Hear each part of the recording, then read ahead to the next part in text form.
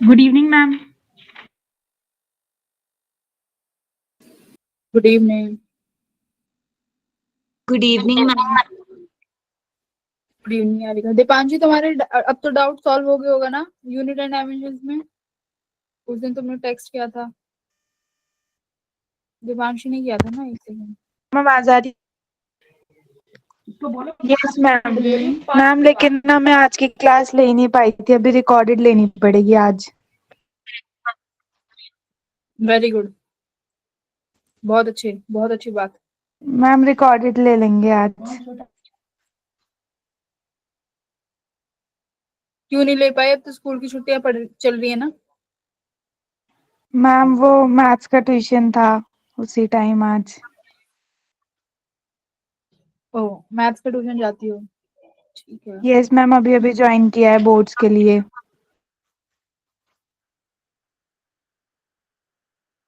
Good evening ma'am. Good evening Vyom. Good evening ma'am. Good evening everyone. कैसी चल रही है पढ़ाई? अब कैसा लग रहा है क्रैश कोर्स ज्वाइन करके? मैम अच्छा। ठीक है। 7:45 से हो गए हैं, स्टार्ट करते हैं 1-2 मिनट में। बस एक दो बच्चों को और ज्वाइन करने दो।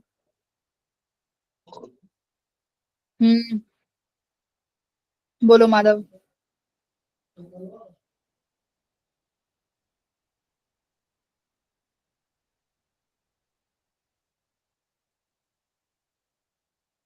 कौन सा डाउट है?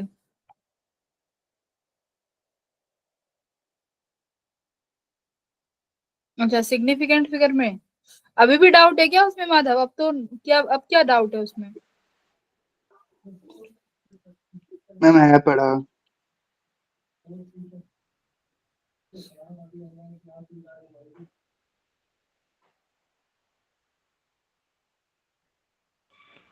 Hello ma'am, Radhe Radhe. राधे राधे। हम क्या कराओगे आज आप? मोशन इन अ 1D के क्वेश्चंस करेंगे। माधव, तुमने पूछा है ठीक है। 10010 में सिग्निफिकेंट फिगर कितने हैं?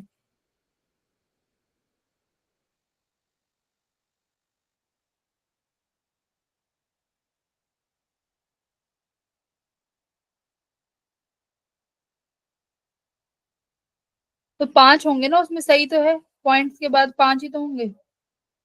देखो, पॉइंट के बाद अगर 0 आता है तो काउंट करा जाता है माधव। अगर पॉइंट्स के बाद 0 है तो वो काउंटेबल होगा। और अगर मैम एक सेकेंड, जो आपने क्वेश्चन भेजे थे ना ग्रुप वगैरह में, उसी में डाउट था। अच्छा, एक सेकेंड, जो मैंने आपको मेंशन करा था। अच्छा ठीक है, तुम भेजो, इतने हम लोग क्लास स्टार्ट करते हैं। Okay ma'am. व्हाट्सएप पे भेजो।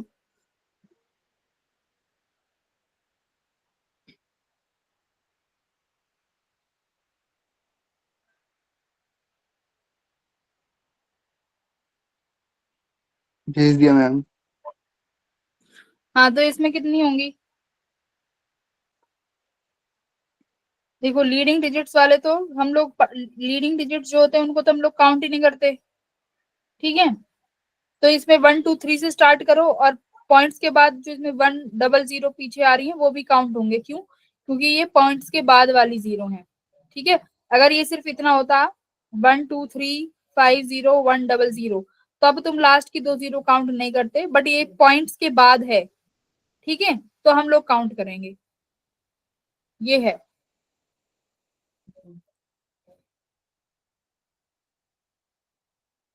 स्क्रीन शेयर करके बताती हूँ।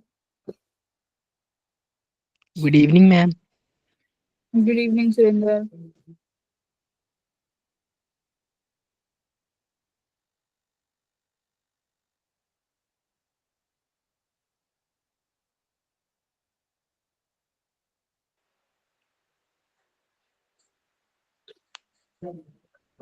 स्क्रीन दिख गई?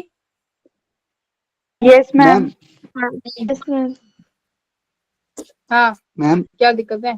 मैम एक बार जो मैंने स्क्रीनशॉट भेजा था, एक बार वो वाला देखना एक बार, कि मैम सिग्निफिकेंट पॉइंट्स के बाद वाली जीरो को काउंट करे या लास्ट में जो जीरो है उसको लिया सिग्निफिकेंट देखो फिगर। 0 अगर सुनो, अगर ये चीज होती जैसे कि 1 2 3 4 5 डबल 0 ऐसे होता, अब तुमसे पूछते सिग्निफिकेंट नंबर कितना है, तो तुम बस आगे के काउंट करते, ठीक है, 1 2 3 4 5, तो तुम बोलते 5 है।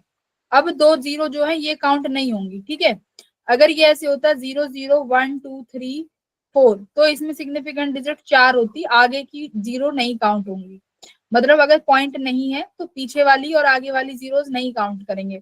अगर ये ऐसा होगा 0.0 1 2 3 4 5 डबल 0, अब जो ये डबल 0 है, अब ये डबल 0 काउंट करी जाएंगी, क्योंकि पॉइंट्स के बाद वाली जीरोस हम काउंट करते हैं, ठीक है। पॉइंट मैम के जो वन बाद से अगर पहले वाली जीरो वो भी होगी। हाँ, पॉइंट से वन के वन बाद से पहले वाली नहीं नहीं नहीं नहीं, वन से पहले वाली अच्छा नहीं लास्ट करेंगे, वाली होती है। लास्ट वाली काउंट होंगी। जो वन से पहले वाली है ये नहीं काउंट करेंगे। तो जो ओके मैम। लीडिंग जीरोज हैं, लीडिंग जीरोज, ये चाहे पॉइंट्स में हो या बिना पॉइंट्स के हो, ये काउंट नहीं होंगी। जो लास्ट वाली हैं ये पॉइंट के बाद होंगी तो हम लोग काउंट करेंगे, ठीक है, ये रूल होता है। Yes ma'am. Okay ma'am. अब देखो चलो, अब हाँ, हम लोगों को अब क्वेश्चंस करने हैं, एकदम बढ़िया बढ़िया हम लोग क्वेश्चंस करेंगे, ठीक है। 10 सवाल हैं, 10-12 सवाल, एकदम बहुत अच्छे अच्छे सवाल हैं। क्वेश्चन नंबर 3, ठीक है, क्या कह रहा है देखो, if body is moving from rest under the constant acceleration and displacement in the first p minus 1 second and s to be the displacement in the p second, है ना। तो तुम्हें बताना है कि डिस्प्लेसमेंट इसमें कितनी होगी इस वाले टाइमिंग में। तो देखो ऐसे वाले क्वेश्चंस को सॉल्व करने से ना, जब तुम इक्वेशन निकालोगे तो तुम देखोगे कि कहीं से भी क्वेश्चन नहीं सॉल्व हो रहा होगा। जैसे ऑप्शंस देखो, यहाँ पर जो सवाल का आंसर आएगा वो आएगा ऑप्शंस से, तो इन चीजों का ध्यान रखना है। कैसे आएगा ऑप्शन से, एक second. s equals to 1/2 AT square है इन द फर्स्ट। अगर हमारे पास फर्स्ट सेकंड का फॉर्मूला होता है तो हम ये लगाते हैं कि 1 से लेके 5 सेकंड के बीच में कितनी डिस्प्लेसमेंट हुई, 1 से लेके 10 सेकंड के बीच में कितनी डिस्प्लेसमेंट हुई, तो हम लोग ये फॉर्मूला लगाएंगे। तो देखो s1 इक्वल्स टू 1/2 एक्सीलरेशन जो भी है, टाइम कितना है p minus 1 square, equation 1। s2 displacement हुई कितने समय में बच्चों, p स्क्वायर में, है ना, जब टाइम कितना था 1 to p सेकेंड, तो फर्स्ट p सेकेंड में ये डिस्प्लेसमेंट हुई। पूछा है इसमें कितनी होगी, तो ये देखो क्या है, th सेकेंड। जब भी हमारे पास nth सेकेंड होता है उसका फॉर्मूला क्या होता है, displacement equals to u plus a/2 2n minus 1। तो रेस्ट पे था तो u तो कैंसिल है, तो a/2 2n की वैल्यू देखो p square minus p plus 1 minus 1। इसको आगे सॉल्व करो, a/2 2p square minus 2p, ये कितना बन जाएगा +1। अब देखो, अब तुम इन तीन इक्वेशन को देखो 1 2 3, ऑप्शन अब तुम्हें समझ ही नहीं आ रहा। अब देखो ऑप्शंस, इसका मतलब अब आंसर जो होगा ना वो ऑप्शन से निकलेगा। तुम्हें दिख रहा है मल्टीप्लाई करके तो और डिवाइड करके तो आंसर नहीं आएगा, या तो प्लस करेंगे या माइनस। इसका मतलब s1 और s2 को प्लस करो, ये जो s1 s2 है इन्हें प्लस करो या फिर माइनस करो। तो प्लस करके देखो क्या आता है, 1/2, a को कॉमन ले लो, p स्क्वायर, तो ये p स्क्वायर ऐड हो जाएंगे ना। Yes ma'am. Yes ma'am. Option A. तो तुम्हारा आंसर इसमें क्या बनेगा, माइनस वाला कि प्लस वाला, प्लस वाला। मैम तो प्लस हमेशा वाला। हाँ, तो ऐसे कुछ क्वेश्चंस ऐसे होंगे जिनमें आंसर ऑप्शंस की हेल्प से निकलेगा। अगर तुम सिर्फ क्वेश्चंस में गुथे रहोगे कि ये इक्वेशन निकल आए, ये इक्वेशन निकल आए, तो देखो कल तक भी नहीं निकलेगी। तो take the help of options इस तरीके के सवालों में। अब देखो यहाँ पे ये क्वेश्चन देखो, ये बहुत अच्छा क्वेश्चन है, बढ़िया सवाल है। क्या कह रहा है, a bogie of uniformly moving train is suddenly detached, है ना, आफ्टर कवरिंग सम डिस्टेंस। तो distance covered by the distance covered by the bogie and the distance covered by the train in the same time। तो same time में क्या relation होगा, अब देखो जो बूगी है वो यूनिफॉर्मली ट्रेन के साथ अटैच है तो सेम डिस्टेंस सेम वेलोसिटी से मूव कर रही होगी, है ना। मान लो कोई भी वेलोसिटी यू से वो मूव कर रही है। अब क्या हुआ, कुछ समय बाद तुम्हारी जो बूगी है वो डिटैच हो गई कुछ समय बाद। तो अब ये देख लो कि उसको स्टॉप होने में कितना समय लगेगा। उसकी वेलोसिटी तो यू है, उसको यू से कहाँ जाना है, जीरो जाना है।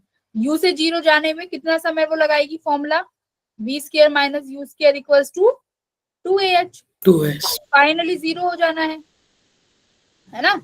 फाइनली जीरो हो जाएगा तो एक्सीलरेशन जो भी कांस्टेंट रहेगा। अब हमें h निकल जाएगा, h कितना आएगा यहाँ से देखो, u square upon 2a। Acceleration retarding है तो ये माइनस माइनस कैंसिल हो जाएगा। तो जब भी एक चीज देखना, जब भी हम स्टॉपिंग डिस्टेंस की बात करते हैं, जब भी मैं स्टॉपिंग डिस्टेंस की बात करूंगी तो यहाँ पर देखो जो डिस्टेंस है वो किसके प्रोपोर्शनल आ रहा है, यू स्क्वायर के अपॉन 2a। अब टाइम निकाल लो, टाइम कितना आएगा बच्चों, कितना समय आ रहा है, कितने टाइम में ये डिस्टेंस, कितने समय में ये जीरो हुई है जाके, v equals to u plus at से निकाल लो कितना समय आया, v upon a equals to t, sorry u upon a equals to t। तो इतने समय में ये क्या, इतने डिस्टेंस चली है और क्या हो गई, फाइनली जीरो हो गई, राइट। कौन, बूगी, करेक्ट कि नॉट। अब तुम्हें बताना है क्या जो ट्रेन है वो इस सेम टाइम, देखो यहाँ पे लिखा है सेम टाइम, इसका मतलब समय निकालना जरूरी था तो समय निकाल लिया। तो अब देख लो बूगी से इतने टाइम में कितना डिस्टेंस चलेगी, जबकि वो यूनिफॉर्मली चल रही है। तो कितना चलेगी, distance equals to speed into time. Time कितना है हमारे पास, कितना है टाइम, u बाय a। तो कितना डिस्टेंस चलेगी, अरे ऐसे निकाल लो, डिस्टेंस कितना है, distance equals to velocity into time. Velocity तो यू ही रहेगी ट्रेन की, और Yes, टाइम ma'am. कितना रहेगा, u बाय a। तो कितना डिस्टेंस चली, यू स्क्वायर अपॉन a। तो सेम टाइम में जो कि टाइम u बाय a है, बोगी कितना चल रही है, यू स्क्वायर बाय 2a, और तुम्हारा ट्रेन कितना चल रही है, u by u square by a। तो क्या है, एक दूसरे का आधा है ना कि इक्वल। तो हमें ऐसे क्वेश्चंस में क्या करना है, स्टॉपिंग डिस्टेंस वाले क्वेश्चन होते हैं जहां पे हम लोग डिस्टेंस निकाल लेंगे और वहां से हमारा टाइम, तो दोनों के लिए सेम टाइम के लिए अलग अलग डिस्टेंस। ठीक है। अब ये वाला क्वेश्चन देखो, 18th क्वेश्चन कैसा सवाल है, देखो एक कार है जो कि 50 किलोमीटर पर आवर से चल रही है, can be stopped by at least 6 metre. तो क्या होगा, जब ब्रेक आप लगाओगे तो 50 किलोमीटर की स्पीड से है तो 6 मीटर का डिस्टेंस चलेगी फिर जाके स्टॉप होगी। मतलब कोई भी चीज है, कार चल रही है, तुमने उसको ब्रेक लगाया तो डीएक्सिलरेट होगी, तो डीएक्सिलरेट होने में कुछ समय चलेगी, कुछ डिस्टेंस चलेगी। तो कितना डिस्टेंस है वो, 6 मीटर। तुमसे पूछा है अगर इसको 100 किलोमीटर कर दिया जाए तो कितना स्टॉपिंग डिस्टेंस हो जाएगा। अब इस क्वेश्चन में या तो तुम ये करोगे v square minus u square equals to 2ah। Finally मेरी वेलोसिटी जीरो होगी, इनिशियल वेलोसिटी ये है, डिस्टेंस गिवन है, हम एक्सीलरेशन निकालेंगे, फिर एक्सीलरेशन निकाल के दोबारा इस फॉर्मूले में रखोगे तो देखो कितना लेंथी होगा। अभी मैंने क्या बताया, स्टॉपिंग पोटेंशियल किसके बराबर है, देखो फाइनली जीरो हो गया, you square equals to 2ah, है ना, ये कांस्टेंट रहने वाली है। तो यहाँ पे देखो h किसके प्रोपोर्शनल आ रहा है, directly you square bye proportional, 2a। You square upon 2a तो है, 2a is the constant term. यहाँ पर जो तुम्हारा डिस्टेंस है वो किसके डायरेक्टली प्रोपोर्शनल है, वेलोसिटी के ना, यस मैम। u के। यहाँ पे देखो, यहाँ पे जो डिस्टेंस था ये डायरेक्टली प्रोपोर्शनल था यू स्क्वायर के। अब देखो स्पीड को क्या कर दिया गया, स्पीड को डबल कर दिया, तो ये स्टॉपिंग डिस्टेंस क्या हो जाएगा, h is directly proportional to u square double. ठीक है। अब इसको तुमने डबल कर दिया, पहले यू स्क्वायर था तो 6 मीटर चला, अब तुमने इस u को कितना कर दिया, 2 टाइम्स ऑफ u कर दिया, तो देखो कितना हो जाएगा ये, 4 टाइम्स ऑफ यू स्क्वायर, और इसमें कितना था 6, तो 6 चौक 24। तो क्या आंसर आया हमारा, 24 मीटर। तो स्टॉपिंग वाले क्वेश्चंस में हम लोगों को ये वाला फॉर्मूले से चलना है h is directly proportional to u square, ठीक है। जो स्टॉपिंग डिस्टेंस है h वो u स्क्वायर के बराबर रहेगा। या तो इतना लेंथी कर लो या ऐसे कर लो, क्लियर है। Okay ma'am. ऐसे क्वेश्चंस बहुत आते हैं, हमेशा देखना। कई बार फ्रिक्शन के केस में आ जाएगा कि फ्रिक्शन लग रहा है किसी टायर पे, अब बताओ वो कितने डिस्टेंस पे जाके रुकेगा। तो देख लेना, अगर ये एप्लीकेबल हो रहा हो तो you can use this approach. Okay, ये क्वेश्चन क्या है? मैम हाँ बोलो बोलो। मैम इसके पहले आपने एक क्वेश्चन बताया था S1 प्लस S2 आंसर आया था, वो समझ नहीं आया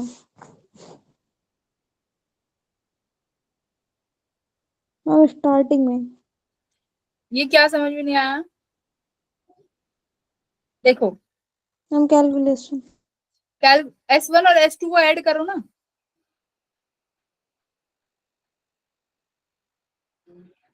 S1 S2 को ऐड करोगी तो ये इक्वेशन जो थर्ड है इसके बराबर आएगा। S1 प्लस S2 को ऐड करो, किसके बराबर आया? 1/2a p square plus 1 minus 2p plus, अब देखो 1/2a तो कॉमन रहेगा, प्लस p स्क्वायर, तो ये 2p स्क्वायर हो जाएगा ना। अब देखो जो 1 और 2 को ऐड करने से आया है वो इक्वेशन 3 के बराबर नहीं है। और इक्वेशन 3 को कैसे निकाला है? nth सेकंड वाले फॉर्मूले से, क्योंकि क्या पूछा है? The displacement in the nth second.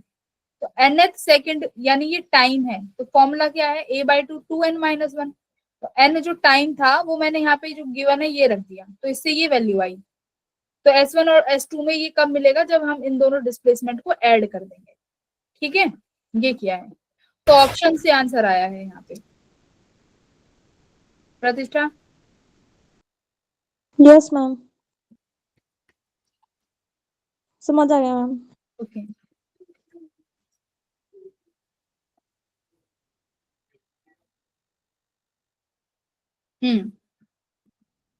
कहाँ थे हम? ये हो गया। ये वाला क्वेश्चन देखो, ये भी बहुत आसान का सवाल है, करो इसको। हाँ जी करो। क्या कह रहा है कि एक स्टूडेंट है जो कि 50 मीटर पीछे खड़ा है एक बस के। बस जैसे ही एक्सीलरेट होना शुरू करती है 1 मीटर पर सेकंड से, student runs toward the bus with uniform velocity u, ठीक है। तो इसमें देखो ये वाला हम लोग फॉर्मूला यूज करेंगे। Assuming the motion is the straight road, straight road का है the minimum value is u so that the student is able to bus is.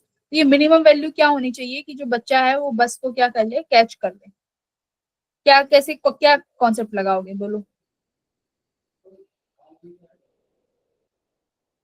ये स्टूडेंट है कोई भी और ये तुम्हारी बस है। बस 1 मीटर पर सेकंड से एक्सीलरेट करना स्टार्ट कर दी, यहाँ से बच्चा किसी u वेलोसिटी से चलना शुरू कर दिया। u वेलोसिटी से चलेगा, ये वेलोसिटी ऐसी होनी चाहिए कि बच्चा इस बस को कैच कर ले। वही u कितनी होगी ये पूछा है, कितना होगा? आंसर तो खैर तुम्हारे सामने ही है, बताओ कैसे कर सकते हैं? Idea?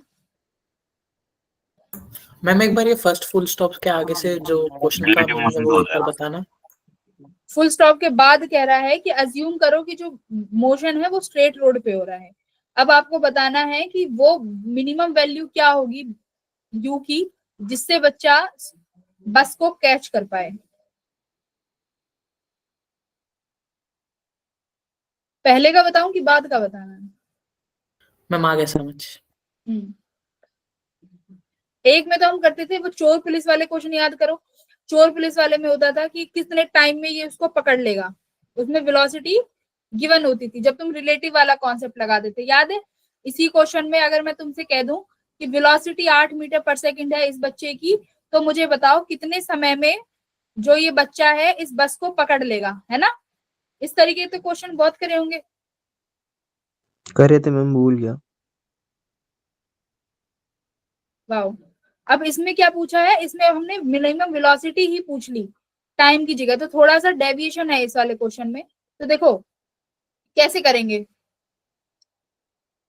v square minus u square equals to 2gh वाला 2as, ये वाला फॉर्मूला लगाओ रिलेटिव में। देखो जैसे ही बच्चा इस बस को कैच करेगा, इसकी खुद की वेलोसिटी कितनी हो जाएगी? इस बच्चे की खुद की वेलोसिटी 0। जैसे ही कैच कर लेगा, इनिशियल वेलोसिटी हम कुछ मान के चलेंगे, ठीक है, minus u square equals to bus की एक्सीलरेशन कितनी है? 1 मीटर पर सेकंड। डिस्टेंस कितना है? 50 मीटर का। तो कितना आया? 10 आ गया ना? 10। Yes ma'am. 10 मीटर पर सेकंड आराम से आ गया।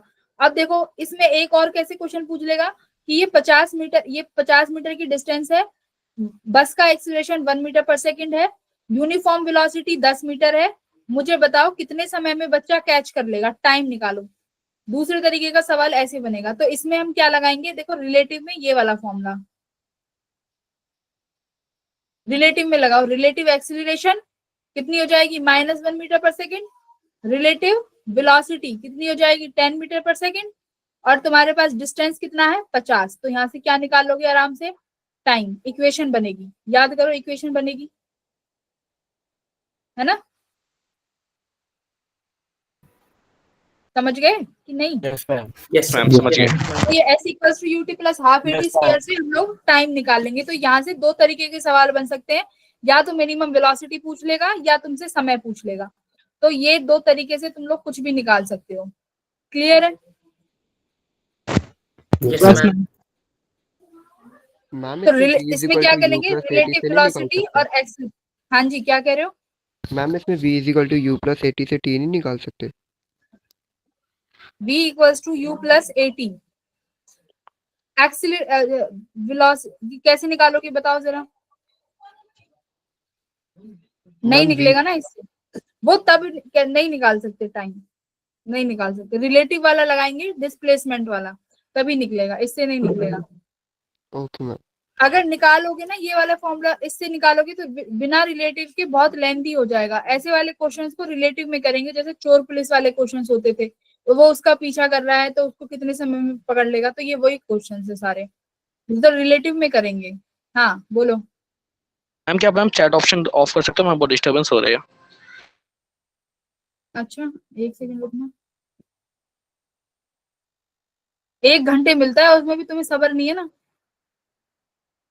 जतिन बोलो क्या कह रहे हो? वही डिस्टर्बेंस हो रही है मैम, वही कह रहा था। लड़ाई हो रही है।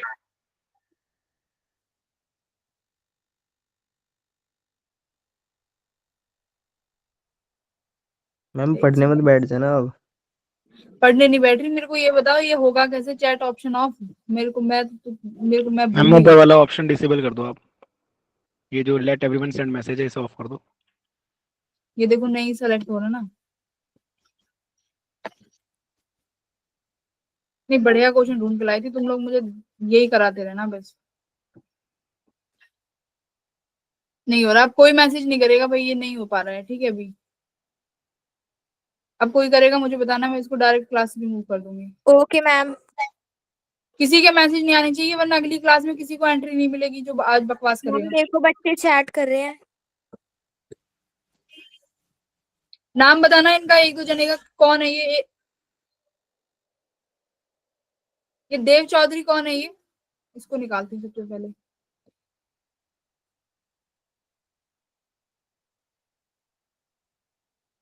चुप बैठ के पढ़ लो, वरना अगली क्लास में आने नहीं दूंगी किसी को भी। इतना मेहनत करके एक पीपीटी बना के लेके आते हैं कि बच्चे यहाँ के ये बकवास कर रहे होते हैं। जो बच्चे पढ़ रहे हैं उन्हें तो पढ़ने दो। अब देखो क्या है इस वाले क्वेश्चन में, देखो क्या हो रहा है। A car start moving first with the acceleration this, then uniformly and the finally deaccelerate and the finally comes to stop. The total time of motion equals to 25 second. ठीक है? Total velocity during the time is equals to 72. ये average velocity दी हुई है कि ये रहेगी, तो तुम्हें बताना है कि how long this move uniformly. तो यूनिफॉर्मली वाला डिस्टेंस है वो कैसा रहेगा? तो देखो ये ना ऐसे क्वेश्चंस हैं, इनमें ग्राफ की मदद से हम लोग सॉल्व कर पाएंगे ऐसे सवालों को। कैसे? मैम हाँ मैम यार रेक्टिलिनियरली का मतलब क्या है? रेक्टिलिनियर का मतलब है स्ट्रेट लाइन मोशन, ठीक है? Straight line. रेक्टिलिनियर का मतलब होता है स्ट्रेट लाइन। अब देखो क्या कह रहा है कि एक कार जो है यूनिफॉर्मली चली है, पहले एक्सिलरेट हुई है 5 मीटर पर सेकंड से, तो वीटी ग्राफ बना लो, तो ये एक्सिलरेट हुई 5 मीटर पर सेकंड, ठीक है। उसके बाद कह रहा है कि यूनिफॉर्मली चली है, यूनिफॉर्मली में वीटी ग्राफ में कैसा आना चाहिए, वेलोसिटी कांस्टेंट ऐसी शो करेंगे भाई, वेलोसिटी में Yes, with ma'am. Respect to time, तो ये Yes, ऐसे ma'am. चला कुछ समय। उसके बाद डी एक्सिलरेट हुआ है finally with the same rate and comes to stop, तो सेम रेट पे दोबारा से वो वापस आ गया, स्टॉप हो गया। तो ऐसे क्वेश्चन हमेशा ग्राफ की मदद से होंगे। तो देखो टोटल टाइम दिया हुआ है तुम्हें कि टोटल टाइम 25 सेकंड होगा। अब देखो जो जितना समय में वो एक्सिलरेट होकर डिस्टेंस चली है उतने ही समय में डी एक्सिलरेट हुई होगी। देखो भाई 5 मीटर है, तो एक्सिलरेशन जितना टाइम होगा उतना ही डी एक्सिलरेशन में टाइम लगेगा। अब ये वाला जो टाइम है ये मान लो टी नॉट है। इक्वेशन देखो, ये 25 सेकंड किसके बराबर हो जाएगा, 2t plus t naught equals to 25 second, 25. 25 second. अब एवरेज वेलोसिटी दी हुई है, क्या फॉर्मूला होता है एवरेज वेलोसिटी का, total distance Total time. Total time. Total time दिया हुआ है 25 सेकंड, एवरेज वेलोसिटी दी हुई है, टोटल डिस्टेंस निकाल लेंगे। देखो क्या बन गया, पैरेललोग्राम बनी, ये वो बन गया ना ट्रेपेजियम। टोटल डिस्टेंस में आप ट्रेपेजियम का फॉर्मूला लगाएंगे, देखो 1/2 सम ऑफ पैरेलल साइड, ठीक है, sum of parallel side into height, तो ये मैक्सिमम वेलोसिटी हो गई vm। तो सम ऑफ पैरेलल साइड कितना बनेगा, 2t plus t not into, देखो ये मैक्सिमम हाइट कितना है, मैक्सिमम वेलोसिटी है ना, ये मैक्सिमम वेलोसिटी के बराबर है, into maximum velocity upon 25 second, यहाँ पे लिख देती हूँ, ये एवरेज वेलोसिटी जो भी है 72 किलोमीटर पर आवर, इसको चेंज कर लेना मल्टीप्लाई बाय 25 सेकंड। अब रहा ये, इसको कैसे सॉल्व किया जाए, कैसे सॉल्व करेंगे बताओ, क्या क्या इक्वेशन निकालेंगे। एक्सीलरेशन कुछ गिवन है, इस एक्सीलरेशन का क्या काम है, देखो पहले 0 से चली, 0 से कहां पहुंची, vm तक, तो एक्सीलरेशन क्या होगा मेरा, change in velocity upon time, तो vm किसके बराबर हो गया, एक इक्वेशन ये बन गई, देखो तो vm को t के रिस्पेक्ट में लिख दो, हाँ डेल्टा वीएम नहीं होगा, अरे ये 0 है ना इनिशियली, देखो change in velocity final minus initial, initially कहाँ है पार्टिकल 0 पे, vm minus 0 upon t equals to acceleration 5, तो इसको डायरेक्ट vm अपॉन टी लिख दिया, क्लियर है। Yes ma'am. ठीक है, तो ये इस तरीके के क्वेश्चंस हैं। अब देखो मैंने, ये हो सकता है जब तुम्हारे पेपर में आएगा तो कुछ ना कुछ डाटा ऑलरेडी गिवन होगा, या तो पहला टाइम दे देंगे, क्योंकि ये हो गया यहाँ से थोड़ा सा क्वेश्चन लेंथी, अब लेंथी वैसे है नहीं। अब देखो vm की जगह क्या लिख दोगे, 5t, यहाँ पे चेंज करेंगे ना, vm को 5t में कर लोगे। अब ये देखो t है और t नॉट है, t नॉट को फर्स्ट इक्वेशन से किस में चेंज कर लेंगे, 25 माइनस 2t, तो सारे t में वेरिएबल आ गए, टाइम आ गया तो हर चीज निकाल लोगे एक t के आते ही, राइट। ठीक है, Yes, ma'am. डिटेल में यहाँ पे सॉल्यूशन मिल जाएगा अगर देखना होगा तो। अब देखो अब क्या कह रहा है, ये वाला क्वेश्चन बहुत इंपॉर्टेंट है, एक बार ट्राई करो प्लीज, एक बार ट्राई करो हो पाता है कि नहीं, ट्राई।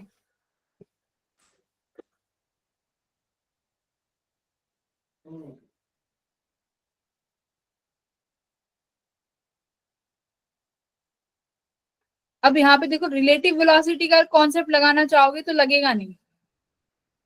रिलेटिव वेलोसिटी में जब मैं बोलती थी कि एक बॉल को यहाँ से ड्रॉप किया, एक को यहाँ से, तो कहीं बीच में ये कोलाइड करेंगी, वो टाइम बता दो कोलिजन का, बट ये वाला कॉन्सेप्ट यहाँ नहीं लग रहा होगा, करके देखो।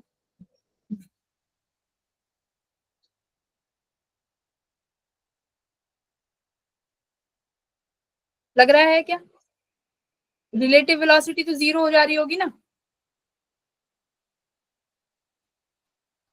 सेम डायरेक्शन में सेम वेलोसिटी 0 हो रही होगी, पर टाइम देखो कि 4 सेकंड के बाद बोला है उस वेलोसिटी को, दूसरी बॉल को। हुआ क्या है कि पहले एक बॉल को हम लोगों ने एक वेलोसिटी से फेंका, ठीक है, वेलोसिटी v से, अब प्रोजेक्ट हुई, ठीक है, प्रोजेक्ट होके जो भी इसकी डायरेक्शन होगी, मान लो ये ऐसे है। अब क्या हुआ, 4 सेकंड के बाद दोबारा सेम जगह से हमने दूसरी बॉल को फेंका with the same speed, with the same speed 98 metre पर सेकंड। अब मुझे एक बात बताओ, 98 मीटर पर सेकंड से अगर ये वेलोसिटी ऊपर जा रहा है, ये बॉल फर्स्ट बॉल ऊपर जा रही है, दूसरी बॉल भी ऊपर जा रही है, तो कभी कैच कर पाएगी क्या भाई सेम No, वेलोसिटी से? और टाइम कभी कैच ही नहीं कर पाएगी। तो सिंपल सी बात है, ये कब कोलाइड होगी, जब V1 अपने वापस का ट्रैक कर रही होगी, है ना, जब वापस आ रही है। Yes, ma'am. तो मतलब V1 फर्स्ट बॉल है, वापस आ रही है, और ये सेकंड बॉल है, ये ऊपर की तरफ जा रही है। अब ये कहीं पे मीट कर रही होंगी, तो इसका मतलब क्या है, अब देखो, अब इनमें वो वाला मोशन लगाओ, सिमेट्री का मोशन। अब ये यहाँ से जब यहाँ आएगी और ये ऊपर से यहाँ जा रही है, तो इनका जो डिस्प्लेसमेंट है वो सेम नहीं होगा फर्स्ट बॉल का और सेकंड बॉल का। हो गया मैम। फर्स्ट बॉल का और सेकंड बॉल का डिस्प्लेसमेंट सेम होगा, बस वही अब तुम्हें यहाँ पे करना है। कैसे? अब बॉल 1 के लिए लगाओ कि वो मान लो किसी टी टाइम पे हम लोगों ने ऊपर से फेंकी, ठीक है, किसी टी टाइम ऊपर नीचे से मतलब ऊपर फेंकी किसी टी टाइम पे, तो टी टाइम पे फेंकी है, तो उसका डिस्प्लेसमेंट कितना होगा, S equals to UT plus half AT square. करो ऐसे ही फिर S2 का, बट S2 का क्या हो जाएगा, T की वैल्यू T-4 करना, क्योंकि वो 4 सेकंड के बाद आई है। तो दोनों की डिस्प्लेसमेंट को बराबर कर दो, ठीक है, both displacement will be equal. देखो आता है कि नहीं आ रहा सेम?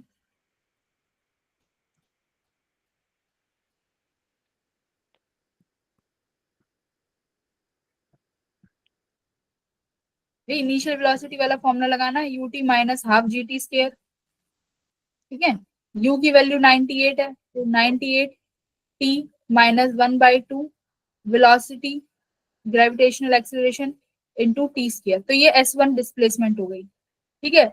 S2 की डिस्प्लेसमेंट कितनी होगी, T-4 हो जाएगा, तो 98 T-4 minus 1/2 into 10 into T-4 का होल स्क्वायर। यहाँ से ये क्या आ जाएगा, T टाइम, ठीक है।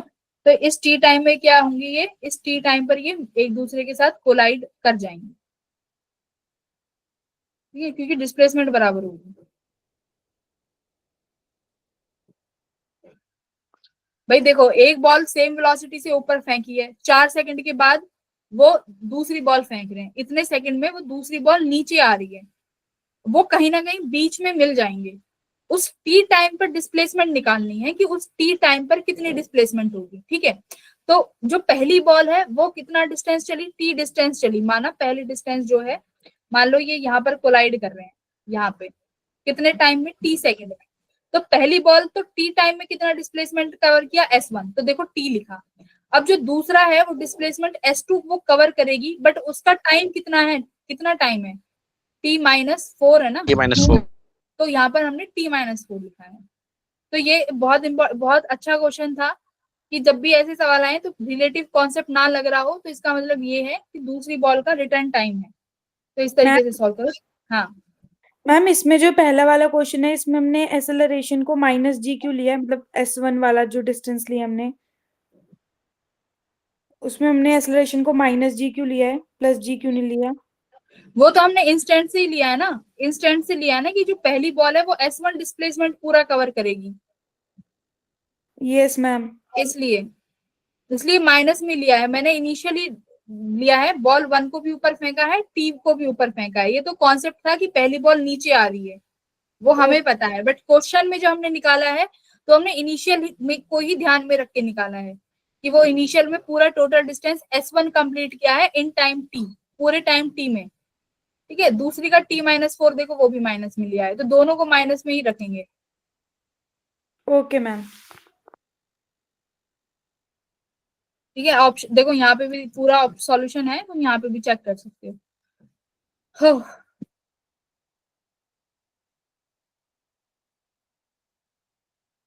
ठीक है, ये वाला देखो, ये क्वेश्चन भी बहुत इजी है। क्या कह रहा है कि एक बलून है जिसकी हाइट 81 मीटर है, एक ये तो बलून वाले क्वेश्चन कि बलून ऊपर जा रहा है, बलून यहाँ से यहाँ तक 81 मीटर की हाइट पे है, ठीक है, और ये 12 मीटर पर सेकंड से ऊपर जा रहा है।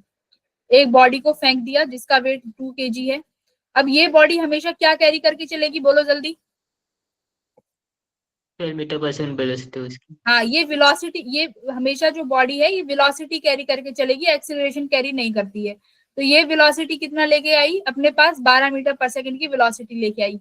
अब ठीक है, अब हमें बताना है कि कितना क्या ले रही है, समय, time to reach the surface of earth.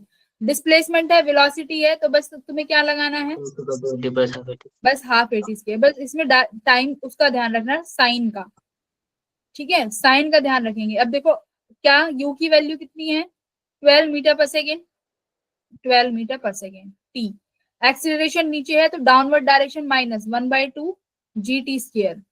Displacement बताओ क्या लिखें, प्लस या माइनस।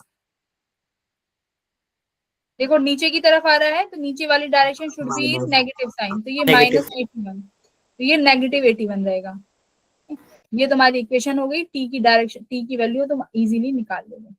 साइन की बात थी यहाँ पे, साइन याद रखना जब ऐसे वाले सवालों में नेगेटिव लेके जाएंगे, जब भी कोई चीज डिस्प्लेसमेंट हो रही है। ये वाला क्वेश्चन देखो, ये वाला क्वेश्चन देखो, इसमें क्या है, ऐसे वाले सवालों में क्या हो रहा है कि कह रहा है कि वाटर ड्रॉप है, मान लो ये तुम्हारी टैप है, ये जो पानी है, लास्ट जो फर्स्ट ड्रॉप थी वो 5 मीटर की हाइट को कवर करती है, ठीक है। जैसे ही पहली फर्स्ट ड्रॉप यहाँ पहुंचती है, यहाँ से कौन सी ड्रॉप निकल रही है, थर्ड ड्रॉप लीव कर रही है, इसका मतलब दूसरी कहीं यहाँ पर है, ठीक है, सेकंड बॉल कहीं यहाँ पे है। तो जैसे ही पहली बॉल पहुंची, तीसरी बॉल ड्रॉप हुई, तो आप पहले तो टाइम निकालेंगे ऐसे सवालों में कि कितना टाइम लिया, तो टाइम कितना हो जाएगा, √2h/g, ठीक है। तो कितना आया टाइम,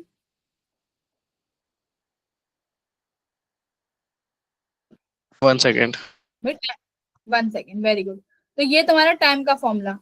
अब देखो 1 सेकेंड में तुम्हारी बॉल ने 5 मीटर डिस्टेंस चली है, और इस दौरान तुम्हारी थर्ड बॉल जस्ट ड्रॉप हुई है। तो ऐसे सवालों में फिर निकालना टाइम इंटरवल, ये सबसे इंपॉर्टेंट है। अभी तो 2 है, अभी तो ये 3 बॉल है, तुम निकाल लोगे कि 1 सेकेंड, इसका मतलब ये यहाँ पे 0.5 सेकेंड लिया, और ये यहाँ से 0.5 सेकेंड की दूरी पे है, सेकेंड डिस्टेंस कवर करके चली। तो बट मान लो 5 अगर बोलती कि मैं यहाँ से 5वीं ड्रॉप निकल रही है, तब हम टाइम कैसे निकालते, देखो टाइम इंटरवल जरूर निकालना है, time interval of ball drops. तो टाइम इंटरवल मुझे बताओ क्या लेंगे, 1/3 लूं कि 1/2 लूं, ध्यान से बताना। 3 ड्रॉप है, बट तीसरी ड्रॉप जस्ट लीव करी है, अभी पहुंची नहीं है, तो इसका मतलब क्या है, हर 0.5 सेकेंड पे एक ड्रॉप रिलीज हो रही है ना भाई। पहली जो ड्रॉप है वो ग्राउंड पे रीच कर गई जस्ट जब भी तीसरी निकली है, इसका मतलब क्या है, हर आधे सेकंड बाद एक ड्रॉप निकल रही है ना। तो यहाँ पर तुम्हें 3 की जगह 2 लेनी है, ठीक है। तो 1/2 यानी हर आधे सेकंड में एक ड्रॉप फॉल हो रही है। अगर मान लो ये 5वीं ड्रॉप होती कि 5वीं ड्रॉप निकल रही है, तो टाइम इंटरवल बच्चों 1/4 लेते, ठीक है। Yes ma'am. तो टाइम इंटरवल यहाँ पे 1/4 लेते, ये याद रखना। जो भी ड्रॉप निकल रही होगी उससे एक कम लेके चलेंगे, तो 1/4 हो गया। ओके, तो टाइम आ गया 1/2 सेकेंड, यानी 0.5 सेकेंड, हो गया काम। अब डिस्प्लेसमेंट हो जाएगी हाफ एटी स्क्वायर, क्योंकि ड्रॉप हो रही है, GT स्क्वायर 1/2, जी की वैल्यू तुम्हारे पास है, टाइम हो गया 0.5। अगर 5वीं ड्रॉप होती तो टाइम कितना हो जाता, 1/5 सेकेंड। तो 1/2 टी की वैल्यू जी, टाइम की वैल्यू 1/5 का स्क्वायर, और यहाँ पे कितना हो जाएगा, ये थर्ड है तो यहाँ पे 1/2 स्क्वायर। कितना आया बताना जरा, 5/4 कितना आया, 5/4 कितना होगा, 1/5 का स्क्वायर क्यों लिया? 1/5 का कहाँ लिया है भाई, 1/2 का लिया है मैम, राइट साइड बॉटम में। ये मैं बता रही हूँ कि अगर ये 5वीं ड्रॉप होती तो क्या करते, ये 5वीं ड्रॉप के लिए था, ठीक है। तो तुमने टाइम निकाला √2h/g, तो यहाँ से तुम्हारा टाइम आया 1 सेकेंड, टाइम इंटरवल कितना आया 1/2 सेकेंड, ठीक है।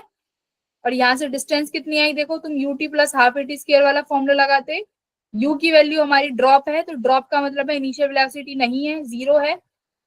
ग्रेविटी वाला g हो जाएगा, टाइम की वैल्यू कितनी हो जाएगी 1/2 स्क्वायर, ये कितना आ जाएगा देखो 5/4, तो 5/4 किसके बराबर होगा 1.25 1.25 मीटर। पर ये कहाँ से आया है ये डिस्टेंस, टैप से टैप यहाँ से तक, टैप से पूछा कहाँ है फ्रॉम नीचे ग्राउंड, तो ग्राउंड से पूछा है तो क्या करेंगे 5 में 5 से माइनस माइनस कर दो 1.25 3.7। तो बस ये करना है, सबसे पहले टाइम निकालेंगे ऐसे सवालों में 2h/g के, उसके बाद इंटरवल, तो उस इंटरवल से तुम्हें किसी भी ड्रॉप का टाइम मिल सकता है, किसी भी ड्रॉप का। मान लो 5 ड्रॉप होती, ठीक है, 1 2 3 4, पहली दूसरी तीसरी चौथी पांचवी जस्ट निकल रही है, तो टाइम इंटरवल तुम निकाल लेते कितना आता 1/4 सेकेंड। 1/4 अब मैं तुमसे पूछूं कि मुझे तीसरी बॉल बताओ कि तीसरी बॉल कितना डिस्टेंस चली होगी ड्रॉप, तो तीसरी ड्रॉप का कैसे निकालते फिर तुम बताओ। मैम टाइम को 1/2 सेकंड दे देते हैं 1/2 क्यों करते, हम, 2 टाइम इंटरवल है ना। हाँ टाइम इंटरवल आया 1/4, बट मुझे कौन सी ड्रॉप का चाहिए, मुझे चाहिए थर्ड ड्रॉप का, तो इसका कितना हो जाएगा टाइम 3/4। मैम 1/4 को मल्टीप्लाई कर देंगे 1/3 से। देखो यानी हर बॉल 1/4 सेकंड के इंटरवल पे निकल रही है ना, तो ये पूरे 1 सेकंड बाद निकली है, ये फिर 1/4 सेकंड पे निकली है, ये फिर 1/4 सेकंड बाद निकली है, तो इतने टाइम इंटरवल्स हो गए ना। और थर्ड बॉल का वो पूछा जाएगा डिस्प्लेसमेंट, तो ऐसी इक्वल्स टू 1/2 एक्सीलरेशन तो जी रहेगा, टाइम चाहिए होगा, तो हम इस वाली थर्ड बॉल का टाइम निकालेंगे कितना होगा। Ma'am 3/4 second. 3/4 हाँ 3/4 सेकेंड, ठीक है। तो इस तरीके से हम लोग इन वाले क्वेश्चंस को कर सकते हैं बहुत आसानी से। टाइम इंटरवल आ गया, तो तुम्हें पता है पहली बॉल तो 1 सेकंड में गई है, दूसरी बॉल फिर उसके बाद आई है 1/4 सेकंड, फिर तीसरी उसके 1/4 पे आई है, तो ऐसे कर करके हम लोग आराम से निकाल लेंगे।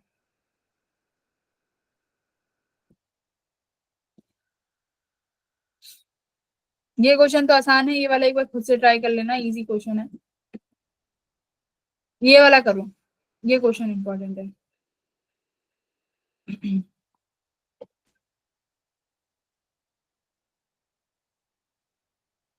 कैसे करते हैं इस वाले क्वेश्चन को, तरीका देखो, रेंज निकाल एक देंगे पहले क्रिकेटर, तो।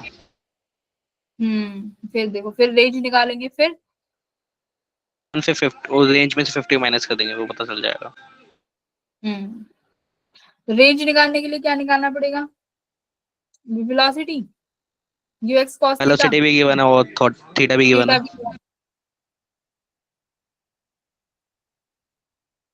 ठीक है। ऐसे भी कर सकते हो और डायरेक्ट वो वाला ट्रेजेक्टरी वाला भी फॉर्मूला लगा सकते हो, ठीक है। हाउ फार अबव, अच्छा एक second, cricketer hit a ball with a velocity इतने second above the this, how far above the ground it passes over a fielder which is 50 meter from the ball and ball is stuck to the close to the ground, ठीक है। ऐसे भी कर सकते हैं ना,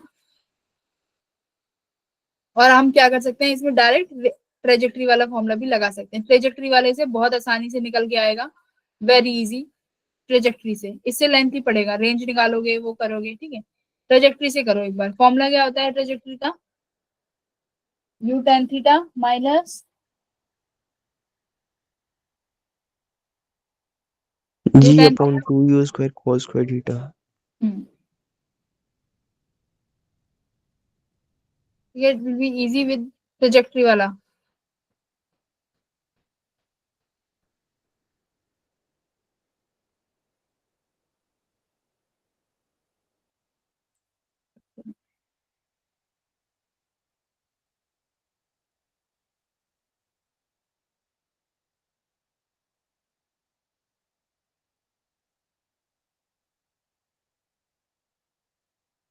हमें ट्रेजेक्टरी की इक्वेशन बतानी है।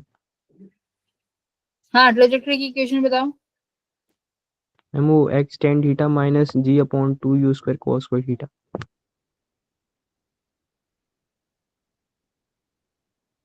ठीक है, ये आ गया तुम्हारा y की वैल्यू, तो ये तुम्हारे y की वैल्यू आ जाएगी। इसमें देखो तुम जो ये कह रहे हो ना रेंज निकाल के कर लेंगे, ये रेंज से नहीं होगा। क्वेश्चन क्या है, एक cricketer hits a ball with a velocity 25 metre पर सेकेंड 60 डिग्री पे किया है। How far above the ground it passes over a fielder. Above पूछा है, देखो इसमें ओके मैम, समझ हॉरिजॉन्टल गया। डिस्टेंस हाँ, वो नहीं हवा है। में पूछा है, हाँ, हॉरिजॉन्टल वाई एक्सिस डिस्टेंस में। नहीं है ये हॉरिजॉन्टल डिस्टेंस नहीं है, ये वाई एक्सिस में पूछा है। क्या सवाल है देखो ध्यान से, यहीं पे यही थोड़ा कंफ्यूज क्रिएट करते हैं कि यहाँ से जब बॉल को थ्रो किया गया 60 डिग्री पे, यहाँ पर कोई इंसान खड़ा हुआ है जो कि यहाँ से 50 मीटर की दूरी पर है। जब ये बॉल इसको क्रॉस करके जाएगी तो बताओ ये वाला डिस्टेंस कितना रहेगा। ये डिस्टेंस पूछा है, ना कि हॉरिजॉन्टल डिस्टेंस। ठीक है, तो इसके लिए हमें ट्रेजेक्टरी इक्वेशन लगानी पड़ेगी क्योंकि डिस्प्लेसमेंट वाई में पूछी है इसमें। तो अब डायरेक्ट लगा दो, एक्स की वैल्यू भी है, थीटा भी है, और तुम्हारे पास कॉस थीटा भी है, और यू की वैल्यू भी है, तो इजीली निकल जाएगा। Yes ma'am. अब ये वाला क्वेश्चन ट्राई करो।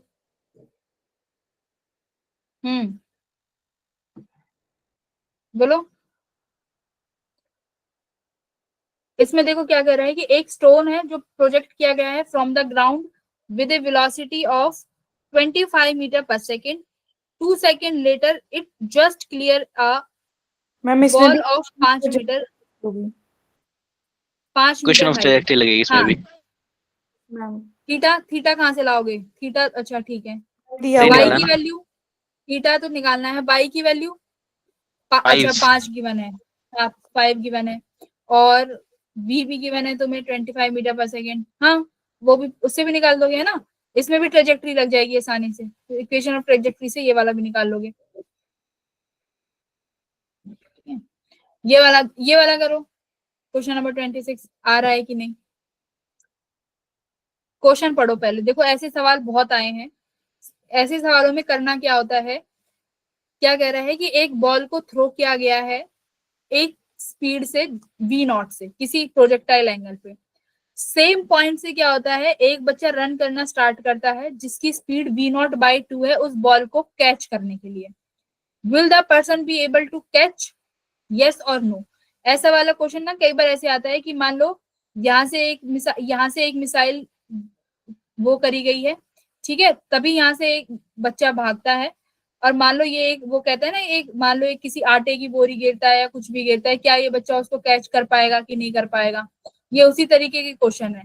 इसमें क्या होता है, हमेशा हम लोगों को हॉरिजॉन्टल कंपोनेंट बराबर करने होते हैं जब भी ऐसे सवालों में कैच की बात आए। वेलोसिटी के हॉरिजॉन्टल कंपोनेंट, अगर ये कंपोनेंट बराबर होंगे, दोनों मतलब सेम स्पीड से भाग रहे होंगे क्योंकि दोनों सेम टाइम पे भागना शुरू कर रहे हैं और सेम पॉइंट से भागना शुरू कर रहे हैं। देखो सेम इंस्टेंट और सेम पॉइंट, तो मतलब दोनों सेम पॉइंट और सेम डिस्टेंस से भाग रहे हैं। तो जब ये कोई चीज ड्रॉप करेगा ये तभी तो ये कैच कर पाएगा, तब ये इसकी स्पीड बराबर ही चल रहे हो, हॉरिजॉन्टली बराबर चल रहे हो। ठीक है, तो इसमें हमें हॉरिजॉन्टल कंपोनेंट बराबर करने, देखो क्या बराबर आ रहे हैं क्या दोनों के कंपोनेंट।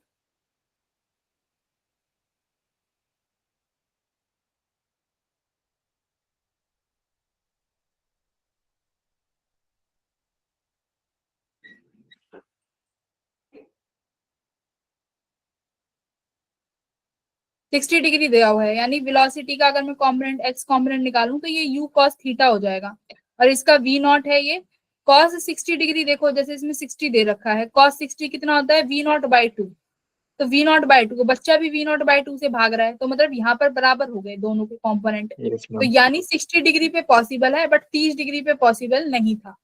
तो ऐसे सवालों में हॉरिजॉन्टल कंपोनेंट को बराबर रखें। ठीक है, ये वही कॉन्सेप्ट है जो अभी आजकल पूछे जा रहे हैं। अगर ये कॉन्सेप्ट पढ़ लिया तो कैसा भी क्वेश्चन आ जाए घुमा फिरा के कर लोगे।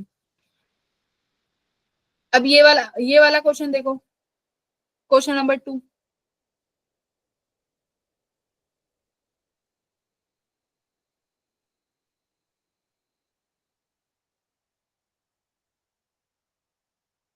To projectiles are thrown with the same speed same है from the point O and A so that they will hit the incline। ठीक है, इंक्लाइन को हिट कर लेंगे, तो टाइम ऑफ फ्लाइट बताना है। तो देखो इंक्लिनेशन के लिए टाइम ऑफ फ्लाइट क्या होता है बच्चों, अगर नॉर्मल भी बात करूं टाइम ऑफ फ्लाइट कितना होता है 2u sin theta upon gravity. U sine theta कौन सा कॉम्पोनेंट होता है वेलोसिटी का? Y component y component. Upon g. यहाँ पर देखो, जब नॉर्मल प्रोजेक्टाइल हम लोग करते थे, नॉर्मल प्रोजेक्टाइल खेलते थे, तो उसमें जो ग्रेविटी होती थी उसके कोई कंपोनेंट नहीं होते थे, है ना। वो डायरेक्ट कॉन्स्टेंटली डाउनवर्ड डायरेक्शन में एक्ट करती थी, चेंज नहीं होती थी। ओके, अगर मैं यहाँ पर बात करूं, यहाँ पर क्या हो जाएगा, ये वेलोसिटी का कॉस कंपोनेंट हो जाएगा पार्टिकल के लिए, यहाँ पर साइन कंपोनेंट हो जाएगा। बोलो हाँ या ना? ग्रेविटी का Yes, ma'am. Incline yes ma'am. Incline plane पे, यस ठीक है। तो ये ग्रेविटी के यहाँ पर कंपोनेंट हो गए। बट मुझे टाइम ऑफ फ्लाइट के लिए जरा ध्यान दो, मुझे क्या चाहिए, सिर्फ और सिर्फ यू वाई और ग्रेविटी का कंपोनेंट। ओके, इसके कंपोनेंट करते हैं। ए पर देखो, ये क्या होगा, यहाँ पे यू कॉस थीटा, और ये बन जाएगा मेरा यू साइन थीटा। सिमिलरली ये मेरा बन जाएगा यू साइन थीटा, और ये मेरा बन गया यू कॉस थीटा। ओके, तो दोनों का यू वाई तो सेम है ना, दोनों के लिए यू वाई तो मेरा सेम है, 2u साइन थीटा। ग्रेविटी देखो, क्या ग्रेविटी दोनों के लिए सेम नहीं है, जी कॉस थीटा? Yes ma'am. बस क्योंकि दोनों के थीटा थीटा सेम है, तो क्या रहेगा, टाइम दोनों का बराबर टाइम रहेगा। सॉल्व करने की जरूरत ही नहीं पड़ी आगे। ये तो दोनों के लिए time of flight will be same. तो बहुत आसान कॉन्सेप्ट था। अच्छा, ये मैम वाला ट्राई कर। हाँ, मैम एक बार है ना, चैट बॉक्स में कोई क्वेश्चन पूछ रहा है, वो एक बार देख लीजिए। बोलो भाई, अपने मुंह से बोल दो क्या कह रहे हैं। अभी मैं क्या कह रहे हो, बोलो। मैम शायद वो माइक ऑन नहीं होता होगा उनका। ठीक है, मैं क्लास ज्वाइन कर रही हूँ मोबाइल से, पहले ये वाला क्वेश्चन ट्राई करो तुम लोग। Okay ma'am. 1 घंटे की क्लास में ना चैट पढ़ने में बहुत परेशान। मैम आपने जो क्रिकेटर वाला क्वेश्चन कराया था ना वो पूछ रहे हैं।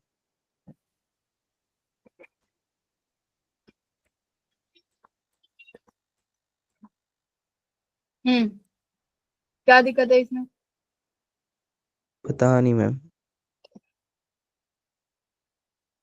देखो 2-3 सवाल और हैं, वो बहुत अच्छे क्वेश्चन हैं, उसमें वो करा के ही जाना है। क्वेश्चन ही समझ नहीं आया।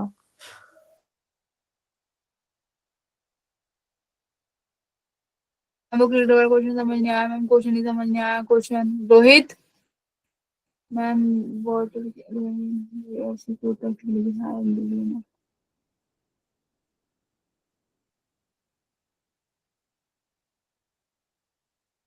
अच्छा, इनको वो क्वेश्चन ही नहीं समझ में आया। ठीक है, मैं एक बार क्रिकेटर वाला क्वेश्चन समझाती हूँ।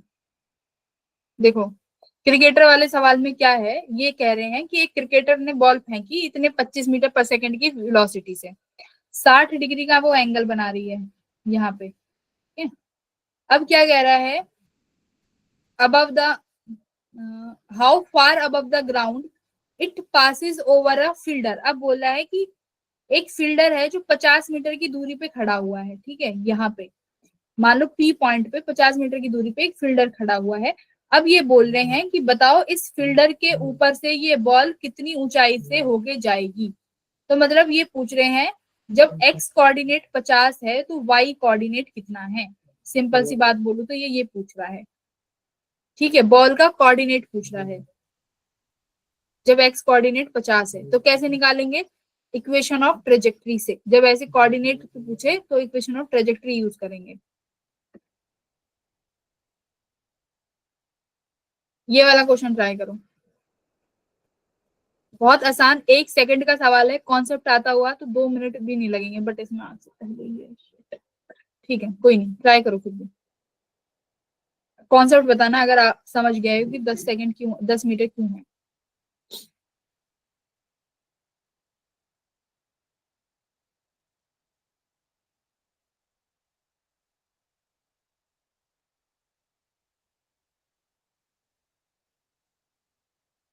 करो।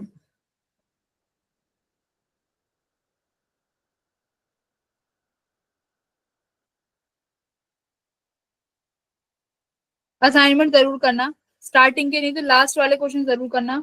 बहुत अच्छे सवाल हैं, 20 क्वेश्चन है, बट बहुत अच्छे हैं question. Okay ma'am.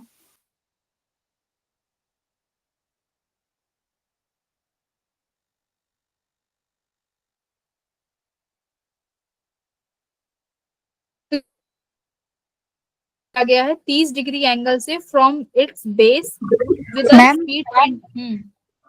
Ma'am v को 60 डिग्री लगाएंगे इधर, तो वी हमारा 20 है और को 60 डिग्री हाफ, तो 10 cos मीटर पर 60 सेकंड नहीं हो जाएगा। लगाएंगे, cos 60 क्यों लगाओगे? देखो हम sin 30। हाँ देखो हाँ यहाँ पर सॉरी मैम, sin 30। ये ऐसे है कि ये तो बेस, ये तो एंगल से, ये तो इंक्लाइंड एंगल हो गया कितने डिग्री का, 30 डिग्री का इंक्लाइंड एंगल हो गया। और अब बॉल को यहाँ से प्रोजेक्टाइल किया गया है फिर से 30 डिग्री पे, तो बॉल की वेलोसिटी 20 मीटर पर सेकंड है, तो एक्स वाई वेलोसिटी निकाल लो। तो एक्स कितना आया, u cos 20, sorry u cos 30, और ये कितना आया u sin 30। कितना हो गया u sin 30, 20 sin 30 डिग्री कितना हो गया 1/2, 10 मीटर पर सेकेंड। तो देख लो ये इस पॉइंट पे ये वेलोसिटी इंक्लाइंड प्लेन के कैसी है, इस पॉइंट पे इंक्लाइंड प्लेन के परपेंडिकुलर नहीं है है मैम। ये u cos थीटा है और ये u sin थीटा है। अब देखो बोल रहा है कि जब ये हिट करेगी, अब तुम्हें पता है by the equation of symmetry projectile हमेशा सिमेट्री फॉलो करेगा। जब ये इसको हिट कर रही होगी इधर तो u cos थीटा कंपोनेंट हो जाता है, sin थीटा अपनी क्या बदल लेता है, सिर्फ और सिर्फ डायरेक्शन u sin, चाहे इसमें g cos थीटा चेंज हो रहा हो चाहे कुछ भी चेंज हो रहा हो, सिमेट्री इंक्लाइंड वाले में भी फॉलो होती है। तो यहाँ पर आके जैसे ही u y 0 होगी, नेक्स्ट पॉइंट से ही डायरेक्शन चेंज हो जाते हैं, साइन थीटा इधर, u y इधर आ जाएगा, इधर u x। तो जब हिट करेगा तो सेम वेलोसिटी रहेगी जिस वेलोसिटी से वो मूव किया था, तो सेम वेलोसिटी क्या रहेगी हिट करते वक्त 10 मीटर पर सेकंड, जो कि यहाँ पर 10 मीटर पर सेकंड आई है। ठीक है, तो ये कॉन्सेप्ट था, देख लो 1 सेकंड का सवाल था, ये वाला करो, ये भी देखो 1 सेकंड, ये भी बहुत इजी है, 1 सेकंड का ये कॉन्सेप्ट बेस्ड क्वेश्चन है, ये कॉन्सेप्ट समझाने के लिए। बाकी प्रोजेक्टाइल हम जब प्लेन वाले क्वेश्चन करेंगे, मोशन इन प्लेन, तब उसमें और डिटेल में पढ़ेंगे, ये अभी पढ़, ये थोड़ा सा कर लो। ओके ओके, एक प्रोजेक्टाइल देखो इसमें क्या कह रहा है कि एक projectile is projected from the foot of an inclined plane of 30 degree, what should be the angle of projection as measured from the horizontal direction, as measured from the horizontal direction so that the range on the inclined is maximum।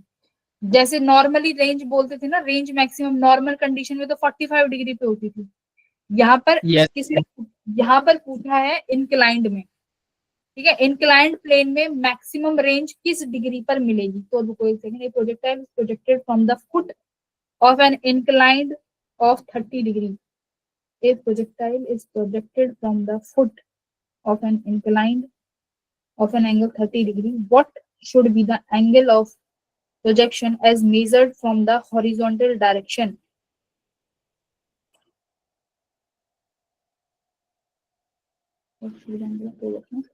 as measured from the horizontal direction। देखो horizontal direction से पूछा है इन्होंने, मतलब ये यहीं से पूछ रहा है कि यहाँ से ये जो वेलोसिटी की वैल्यू है ये कितनी होनी चाहिए। ध्यान से सुनो, ये पूछ रहा है कि मान लो तुमने यहाँ से ये कोई वेलोसिटी u दी, ये तो 30 डिग्री ऑलरेडी है, ये पूछ रहा है ये पूरा एंगल कितना होना चाहिए कि जो तुम्हारी रेंज है वो मैक्सिमम हो। तो मेरी बात ध्यान से सुनो, ये इसका फॉर्मूला क्या है, रेंज मैक्सिमम का डेरिवेशन होता है बहुत बड़ा, नहीं याद करना, तुम रेंज मैक्सिमम का फॉर्मूला याद रखो, क्या होगा इंक्लाइंड प्लेन में π/4 माइनस, देखो दो तरीके से करते थे ना, एक अल्फा लेते थे एक बीटा, याद रखो दो एंगल होते थे, अल्फा एंगल होता था जो इंक्लाइंड प्लेन बना रहा है, बीटा एंगल होता था जब जिस एंगल से प्रोजेक्टाइल को थ्रो करते थे इंक्लाइंड प्लेन में। एक अल्फा, अल्फा क्या एंगल है, एंगल ऑफ इंक्लिनेशन, ठीक है, बीटा एंगल है प्रोजेक्टाइल एंगल। जब मैक्सिमम रेंज निकालेंगे तो प्रोजेक्टाइल एंगल लेंगे, उसको हम डिवाइड करेंगे 2 से, ये जो तुम्हारी रेंज है ये मैक्सिमम रेंज होगी।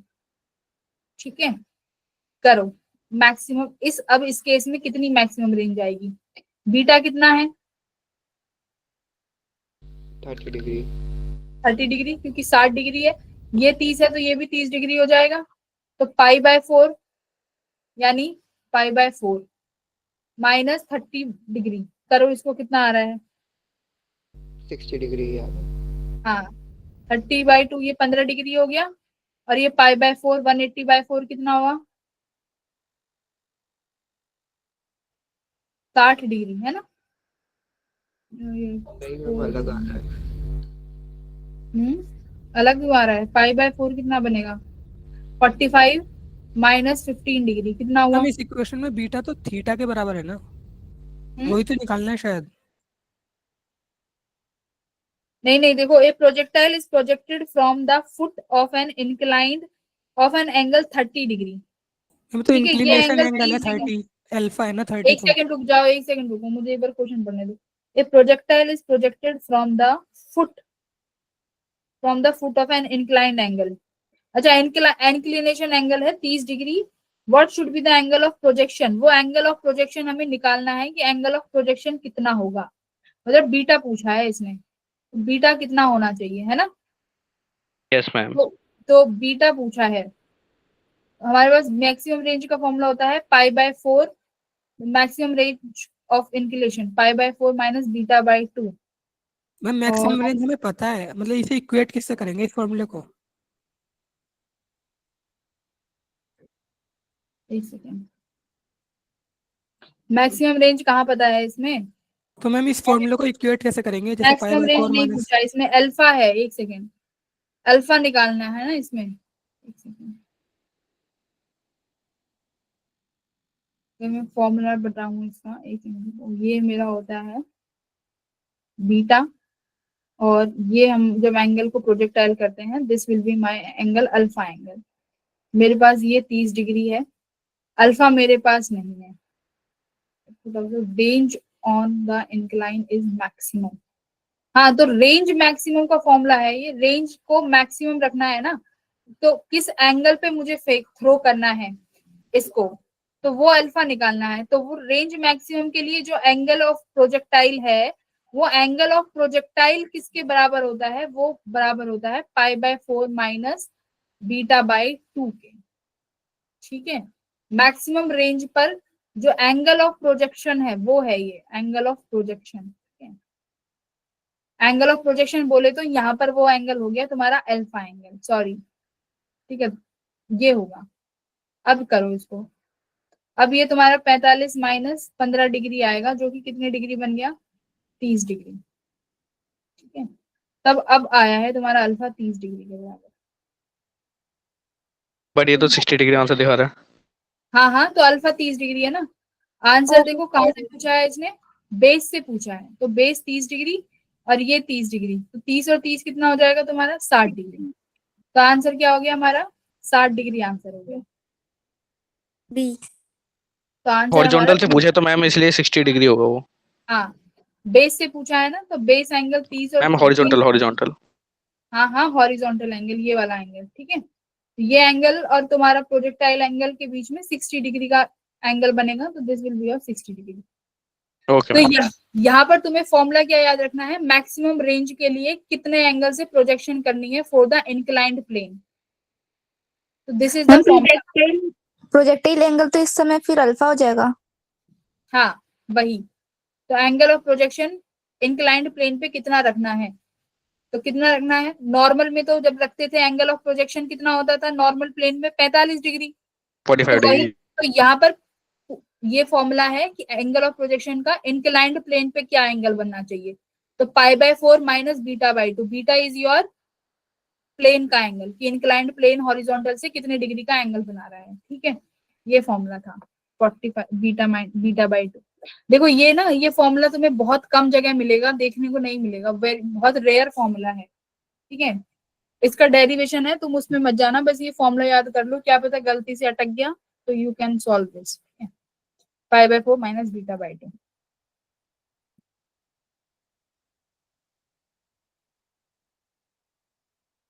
ये वाला क्वेश्चन देखो जरा, ये क्वेश्चन एक बार अटेम्प्ट करो। क्वेश्चन नंबर 12 क्या कह रहा है कि जब बॉल को थ्रो किया तो मतलब परपेंडिकुलरली थ्रो कर रहे हैं। ठीक है, इसका मतलब इसका यू एक्स कंपोनेंट नहीं है कोई भी। ठीक है, इसका बस यू वाई में कंपोनेंट है। तो बताना है the time after which the projectile is making an angle to the inclined plane is this. कैसे करेंगे ये वाला क्वेश्चन? मैम ग्रेविटी के कंपोनेंट ले लेंगे इसमें हाँ शायद कर सकते हैं वैसे भी। हाँ चलो ग्रेविटी के कंपोनेंट ले लिए, फिर मैम वर्टिकल मुझे वाली जो है सबको बताइए cos थीटा sin थीटा में बट गए। हाँ ये cos थीटा बट गया, ये sin थीटा बट गया।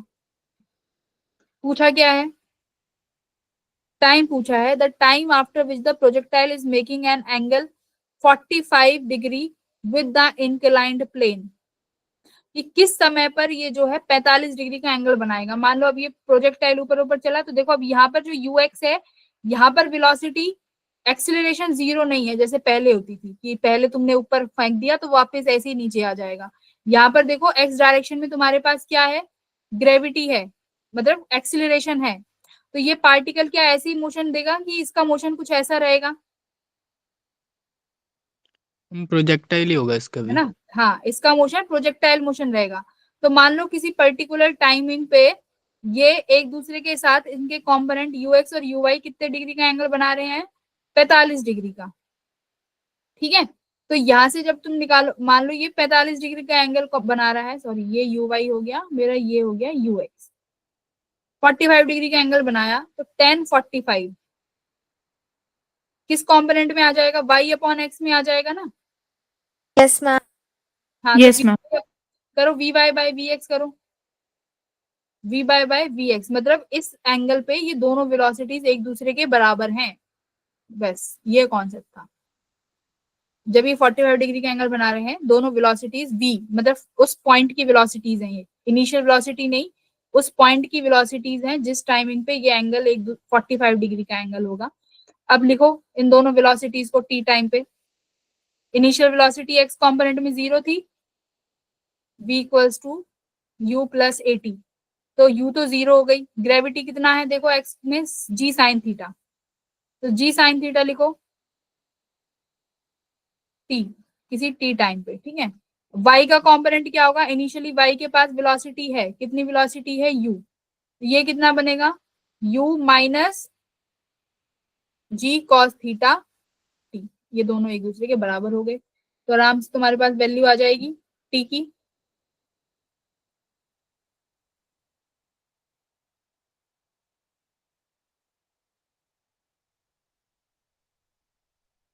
कौन सा आ रहा है option C? Ma'am yes ma'am C है। तो देखो ठीक है, ऐसे ये वाला क्वेश्चन बिना इंक्लाइंड प्लेन के भी पूछ सकते हैं, कि बिना इंक्लाइंड प्लेन पे भी पूछ लेंगे, बट उसमें ये होगा, उसमें एंगल 45 डिग्री नहीं देके कुछ और पूछेंगे या कुछ भी और। बट उसमें बट ये है कि यहाँ पे देखो एक्स में कोई भी इनिशियल वेलोसिटी नहीं है, बट किसी टी टाइम के बाद वेलोसिटी एक्स डायरेक्शन में भी हो जाएगी, क्योंकि यहाँ पर हमारे पास ए एक्स की भी वैल्यू है, यानी एक्स डायरेक्शन में एक्सीलरेशन है। अगर नॉर्मली थ्रो करते वहां पे एक्सीलरेशन इन एक्स डायरेक्शन 0 होता है, तो उस तरीके के क्वेश्चंस देख लेना, वहां पर भी मिल जाएंगे, नहीं मिलेंगे तो कोई दिक्कत नहीं है, ये कॉन्सेप्ट लग जाएगा। और ये वाला देख लेना, इसमें पूछा है कि किस टाइम पर जो है प्रोजेक्टाइल पैरेलल हो जाएगा, तो पैरेलल कब होगा, स्पीड देखो किसी इंक्लाइंड प्लेन पे है, यहां से तुमने किसी प्रोजेक्टाइल को थ्रो किया, ठीक है, मैक्सिमम हाइट पे क्या होगा, अभी तो दोनों कंपोनेंट होंगे vx vy, मैक्सिमम हाइट पे vy कंपोनेंट शुड बी 0। अब यहाँ पर तुम्हारे पास vx कंपोनेंट होगा। अब vx कंपोनेंट देखो इंक्लाइंड प्लेन के क्या हो गया इस टाइम पे, पैरेलल हो जाएगा। तो इनडायरेक्टली क्या पूछ रहा है, कौन सी स्पीड पूछ रहा है, vx। ठीक है, मैक्सिमम हाइट पे vx की वैल्यू पूछ रहा है, तो ये निकाल लेना। मैम एक बार ये पीपीटी ना ग्रुप में भेज देना अभी। ये वाली पीपीटी भी भेज दूंगी, जो क्वेश्चंस नहीं कराए हैं वो भी देख लेना। अगर असाइनमेंट के क्वेश्चन कर लिए तो उसमें तुम्हारे सारे ऐसे क्वेश्चंस चुन चुन के डाले हैं जिसमें तुम्हारे सारे कॉन्सेप्ट क्लियर हो रहे होंगे। तो असाइनमेंट मत भूलना, बहुत गिन चुन के क्वेश्चंस बनाए जा रहे हैं। ठीक है, ओके मैम। असाइनमेंट बहुत इंपॉर्टेंट है भाई, बहुत मेहनत लग रही है, असाइनमेंट को मत छोड़ना। अगर तुम्हें सिर्फ चुनिंदा 20 क्वेश्चन करके बहुत अच्छा स्कोर लेना है तो बहुत आसान तरीका है लेने का, ठीक है। चलो अब मैथ्स की क्लास का टाइम हो गया है, ज्वाइन कर लो। Bye bye. Bye ma'am bye. Good night ma'am. Good night.